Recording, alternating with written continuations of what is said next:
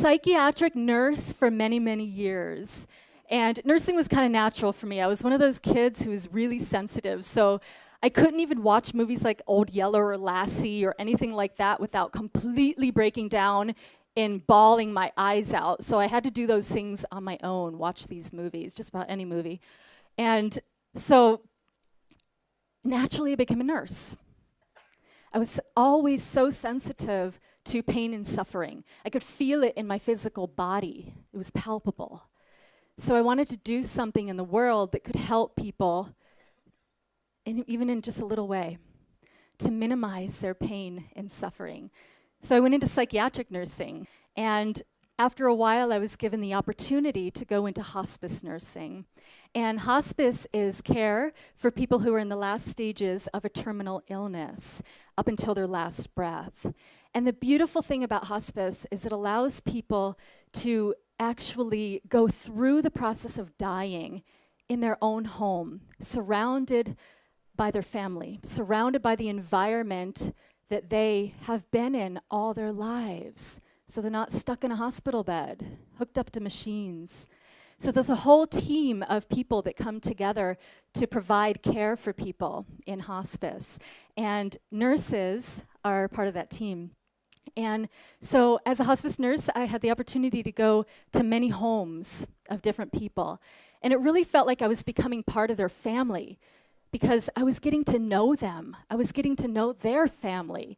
And they were sharing things with me at the most vulnerable period of their life. And I got to be a part of that. Some of the things that I most appreciated about hospice were not necessarily always the medical procedures. That's not why I went into nursing to begin with. It was this human interaction that I had with people. I would just sit there and rub their feet, hold hands, and listen. Just listen. That one thing would change the world if we all were able to just listen. Because what happened when I just listened to people is they completely opened up. Their hearts opened, and they shared with me the stories of their life that they had never shared before. They shared their fears and their regrets. They shared love. They allowed me into their hearts, and I allowed them into mine. And it was such a gift. It was such a gift. I want to tell you a story about John and Carrie. John was in his 50s, and he and Carrie were recently married when John was diagnosed with cancer. And by the time they found out about the cancer, it was already at the very, very late stages. So he wasn't even given 6 months to live like most hospice patients may. He was only given less than a month. So when I went in to first see John and Carrie, I was met with a shamanic healer, met by him at the door. And he showed me the procedure he was doing about trying to take the cancer and suck it into an egg yolk. And at the time, I had only known Western medicine. I hadn't studied anything yet in, alternative healing and the things that I do now. So I had no idea what was going on here, but I could feel this desperation, this, okay, we have to find something. We have to find something. And they tried every single method that they could to just get rid of the cancer, fight it, battle it, just get it out of there. We have a life to live. We have dreams to live. You could feel the energy. Until one day, I went over there, and everything was different. There was this peace just permeating the air. And I went over and I asked them what was going on, and they said, we decided to let go. We decided to surrender. Now I want to make a clarification. Letting go and surrender does not mean giving up. It does not mean losing hope. It does not mean giving away faith. And it is in no way a weakness. But they let go. And what happened when they let go and surrendered was they started to open up to life. real, true, authentic living. And they were able to express with one another these emotions and these things that had been buried deep inside for years. And John would go into these very, very deep, introspective places where he would just get to know who he really was. And they shared this bond together and invited all the family in to share this with them and their friends. It was just a beautiful, beautiful experience. And when we knew that John was getting to the end of his life, we knew that things were probably just a couple of days before he took his last breath. Carrie created a sanctuary for him. And she lit the most beautiful candles, and music was playing all the time.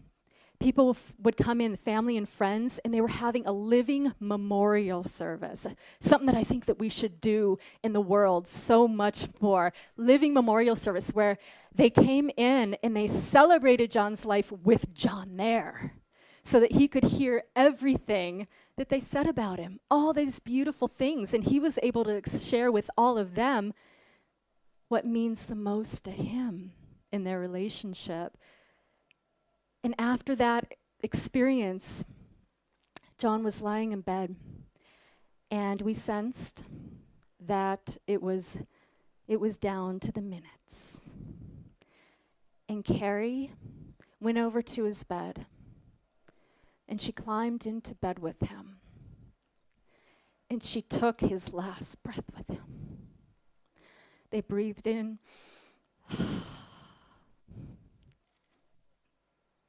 and there was peace. There was so much peace. And that room was filled with love. Only love.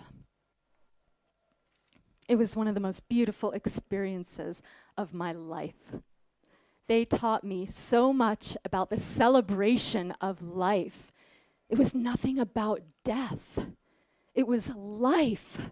True, authentic, beautiful living. Wholehearted living. Not long after that, I met Henry. Henry's great. He was in his 80s, and he was also diagnosed with cancer. And I was going there every week for several months. He was just hanging on and hanging on. He had quite an amazing spirit. And I got to know his family really well, too. We would play cards together, and they would invite me for lunch. And I'll never forget the day that I went in there, and there was a little bit of a conflict going on with him and his daughter. And so I said, "What's going on?" And Henry said, "You know what? I only have a short amount of time to live. I am sick and tired of sitting in this chair, wasting away. I am going to live my life." And his daughter looks at him and she says, "Dad, you're sick." And he looks over at her and he says, "Exactly. I'm living my life. I'm out of here." So he was. We discharged him from hospice. He got in his Cadillac and he drove by himself all the way up the California coast to his favorite spot in Oregon and lived a beautiful life for several more years. Now that is the spirit of life. He wasn't finished yet. I think the most important thing that they taught me was that it's not really about how much time we have. It's how we live these moments that we have that matter. Letting go of all of that shell around us. Letting go of all that stuff, because you know what? It doesn't matter. It's not important.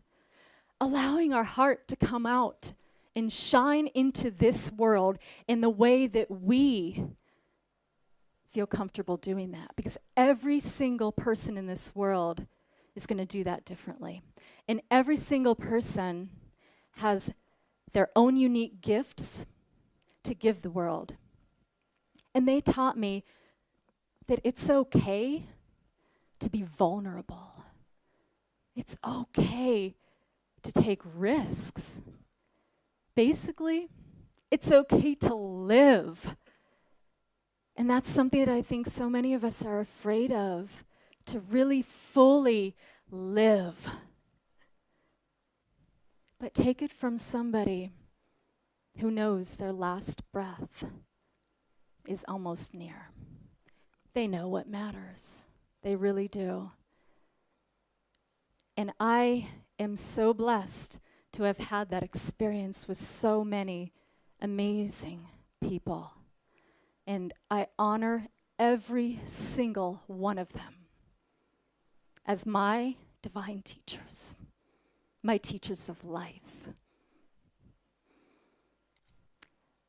Oprah Winfrey said, breathe, let go, and remind yourself that this very moment is the only one you know you have for sure. Let's honor that. Honor one another and honor ourselves. And most of all, let's go out there and celebrate life.